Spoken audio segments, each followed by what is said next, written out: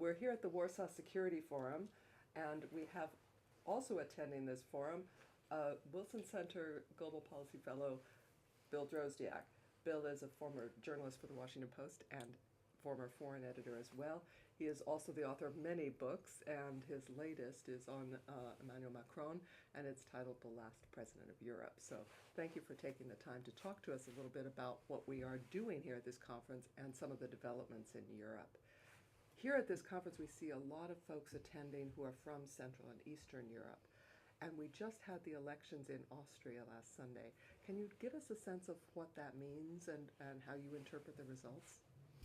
Well, it was striking to see the Freedom Party, a far-right xenophobic party, win the election in Austria, which some see as a potential harbinger for the rise of other right-wing parties in Central and Eastern Europe, in addition to what we've already seen in Western Europe, with Marine Le Pen's party doing very well, taking the plurality of votes in the French legislative elections, and the Alternative for Deutschland in Germany doing very well as the opposition party. But what I think is striking and somewhat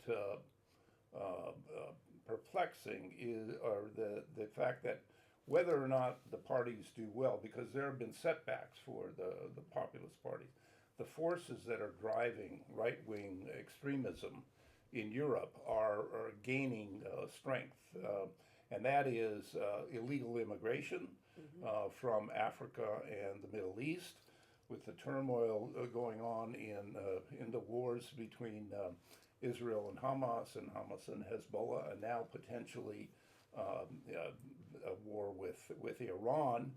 That is driving a lot of people out of the area. I mean, more than 1 million people in Lebanon are now displaced. Will they try to move to France, where they often have a lot of relatives? In North Africa, we see Lake Chad drying up. 50 million people depend on Lake Chad for their daily sustenance. Those people will have to move and move fast, and a lot of them want to go to Europe to improve their lives. So the climate change issue is not just a concern for the health of the world and the globe, but particularly a political concern about extremism on the far right. And secondly, you have a voter fatigue and disappointment with the mainstream parties. They feel that their lives are not getting better. They fear that their children will not be as prosperous and as happy as they have been, and that the welfare net that has benefited Europe for so long will start to fray and not be affordable. So there's that, and then of course the two driving engines of the economy in Europe, France and Germany, are very much in difficulty right now. You know, all of these challenges just show the changing nature of what defines security, right? It's energy, it's climate change, it's migration and the implications for countries and so forth, and that's really affecting these countries in this part of the world. When you look at the impact also of the now 2.5 years of war in Ukraine, how has that changed the security perspective for these countries? Well, there's, of course, the obvious concern that will Russia's aggression and adventurism extend to other parts of Europe, perhaps the Baltic states. They might be tempted to move in there as Putin tries to restore the former Soviet empire in terms of its land reach.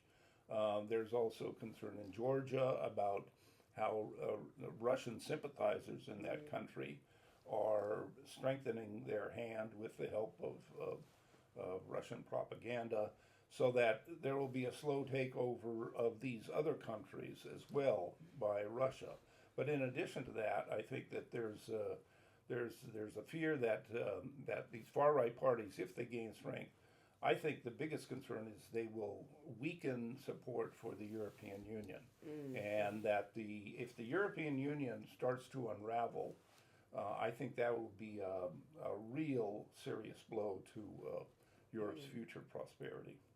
You've talked a little bit about the difficulties facing France and Germany, both of them the traditional in tandem motor of the EU. The Warsaw Security Forum is looking at the Weimar Triangle to see whether that might be an even more powerful motor for the EU in the future. Tell me what you think of that. Well, we heard the Polish president yesterday say that he thinks NATO countries should increase their defense spending to 3% of GDP and not just the 2% goal that has been the milestone in recent years. 23 countries are now reaching the 2% mark, but it's how you spend the money. If you duplicate what a lot of other allies are doing, it doesn't really get you very far. So there has to be a new reordering, a new kind of cooperation, and that's very difficult because jobs are at stake. If you were a French airline company making Mirage planes, you don't want to see some of your contracts go to other countries.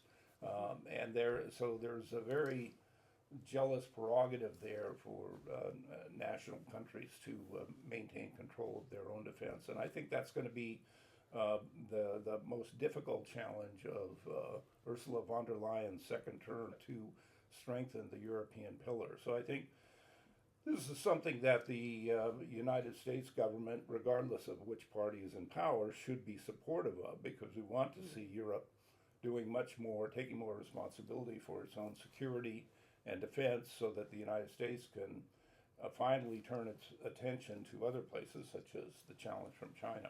I think all of these challenges are going to impact both sides of the transatlantic relationship, absolutely. So is there a key takeaway you have from this conference that you'd want us to keep in mind as we leave?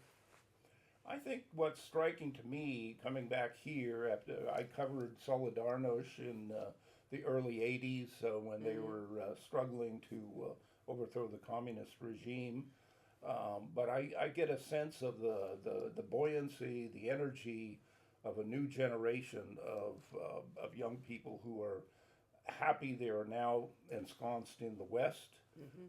That I think the strength, the entrepreneurialism in Central and Eastern Europe is notable in that I think it's stronger than in Western Europe, where societies are aging more, so people are less enthusiastic about these old alliances. So I think the future of the alliance will depend, I think, how well the Central and Eastern European countries do in the coming years. And if their economies continue to grow at the pace that we have seen, where Poland has been the poster child for strong economic growth in Europe lately, then I think Europe still has a promising future.